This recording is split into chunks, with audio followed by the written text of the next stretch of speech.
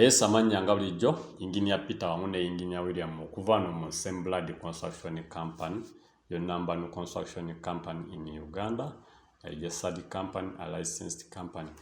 Yes, program yaffe eya Land Saving Scheme 2024 twasimbudde dda. So gwe wenna ali eyo nga wandyetaaze okubeera nga otambulamu ne Semblad Construction Company ku nsonga z'ettaka nti omwaka egunaggweerako 2024 ojja kubeera nga ofuuse landlord ng'olina pootiyo 5 ku 100 nga yakyapa. Omwaka oguwedde twali successfully ku programu yaffe eno, ne ku guno tukomyewo okubeera nga tutambulira ddala wamu. So oligestalinga otya oba okumanya details ezisingawo osobola okuyita ku namba zaffe ezo.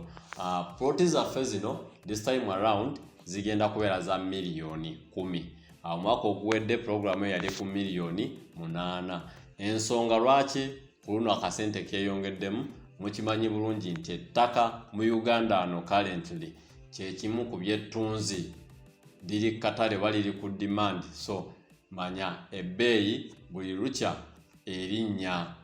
So yensonga egyentera bagamba ku nsonga z'ettaka nti mwe bankuba kyeyo mwabasingidde ddala okuleeta demand eno, kuba buli afuluma Uganda kyasookebwako ddala kwe kubeera ng'akola ki, agulayo ka poloti. So buli mwaka kati oguyita ewantu wagula miliyoni 10 weesanga kati oli mu miliyoni 12, oli mu miliyoni 13, 14, naye nga oli wagulawo miliyoni 10.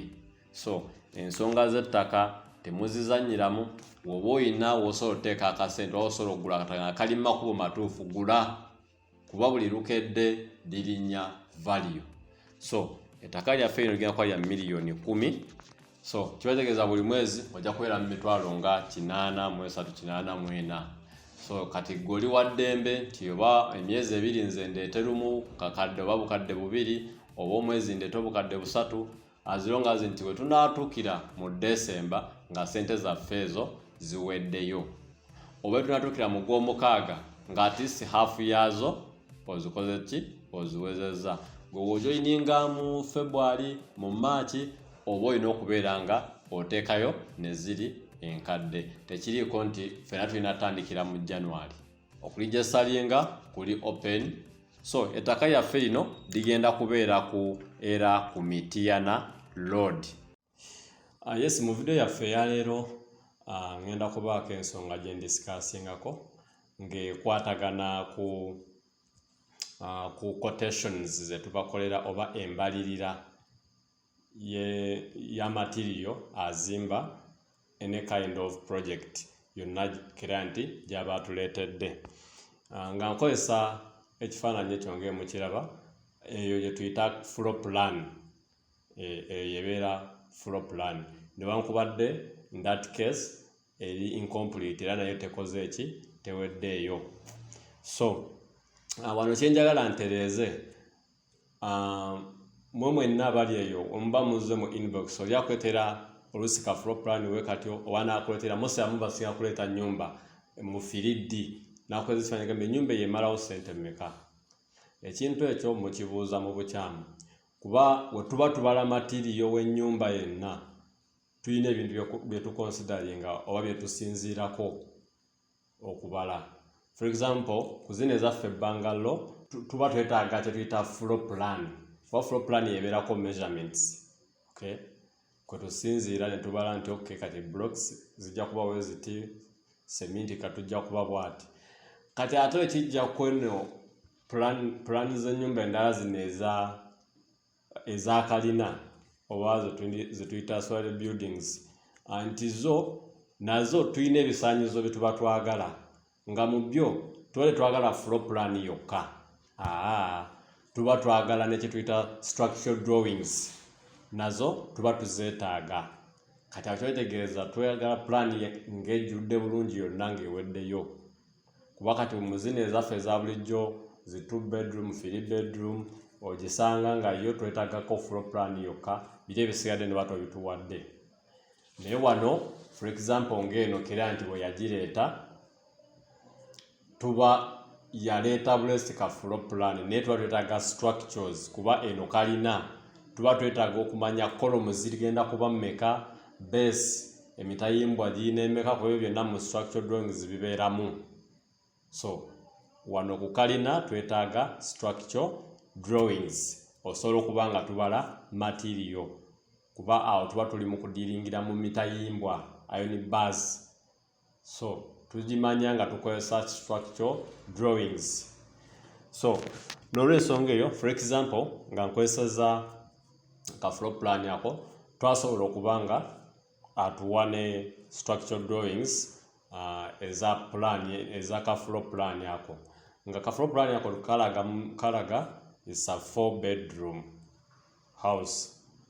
Ye nyumba ya bisenge bina nga wansi eyina ekisenge kimu era ng'ekyo kiri bakiyita guest room, kiriyo kyabagenyi tebambuka waggulu. Newabeerayo living room, newabeerayo dining, newabeerayo kitchen, newabeerayo laundry room ne toilet. Ebyo biri ku ground floor. Then first floor yo newabeerayo 3 bedrooms nga mwezo mulimu eya master bedroom zonna ziri self contained. So nebanga efuuse 4 bedrooms.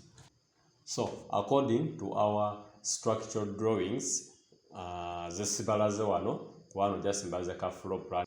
When I send the structural drawings, material waffe ya flowinga bwati bwe twetaaga. Twabala amabulooka that is kile bricks 6000 ngere mulaba mu katebe ako. Remember wano mu kubala material no wakalina tubala mu sections.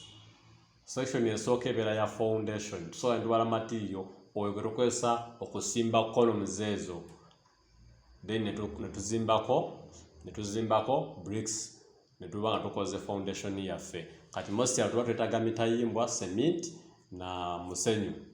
So era awo kyoba weetaaga okuwulira ku nnyumba efaana bweti nga tulina amabulooka 6000, cement 110, sand 7 trips, iron bars 14 pieces and 34 pieces respectively to the size 16 to 12.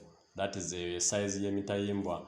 Hardcore 5 trips, nails 10 kg, BRC 2 rolls, poles 50 pieces, timber 100 pieces.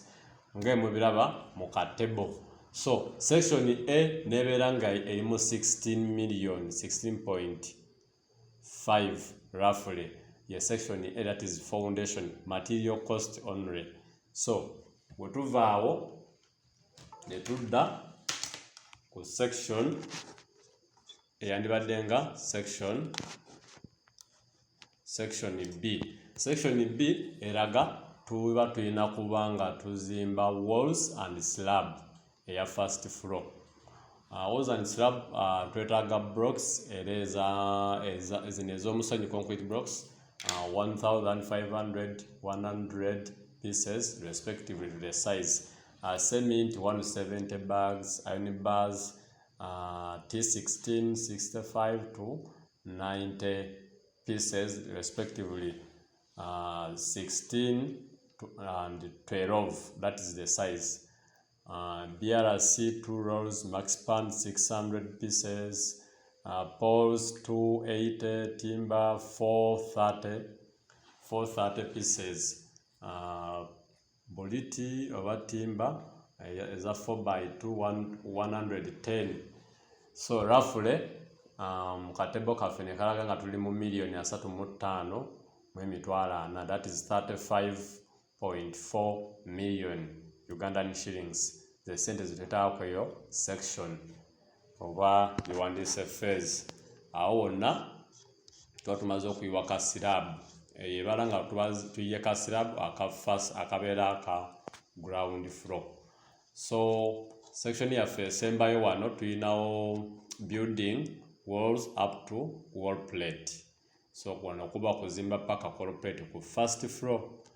Then wano kye batwetaaga amabulooka gano ag'omusenyu tubaze 1900 ne 200 respectively to size gye tuba tugenda okukozesa ng'emugira mu table cement 80 bags, poles 30 pieces, timber 120 pieces, ring wire 40 pieces, sand 3 forwards of sand. Then wano we need 14.2 million, milioni 14 emitwalo nga 2 roughly sente ze twetaaga okubeera nga tuzimba walls up to wall plate. That is material cost. So oyo ye material gwe tuba twetaaga mu total, tekuliiko labor. Era wano wogata zino section tugata section A, section B and section C, roughly tugatamu tubeera mu 66.4 million Ugandan shillings. Ze sente zoba wetaaga total okubanga enyumba eyo ogituusa wall plate. So material cost roughly tuli mu 66.4, that is 66,400,000 Ugandan shillings. The sente ze tuba twetaaga. So bwe kityo wekibeera naye ng'okubalira material oba olina otuwa plan yonna. So wano just njagadde kubasomesa nti gwe wenna ayagala okujja okubalira tuleetere plan.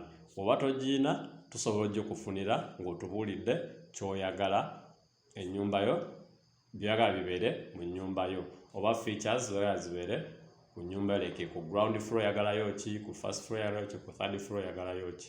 So tuba tusobola okufunira okukolera quotation wano Assembled Construction Company. Itakweze namba zaffe for more information or for our service obenga tukuyamba. Nakubamba kumyano engineer Peter okuva no Assembled Construction, your number construction company. Mbagala nnyo. See you next time. Bye bye.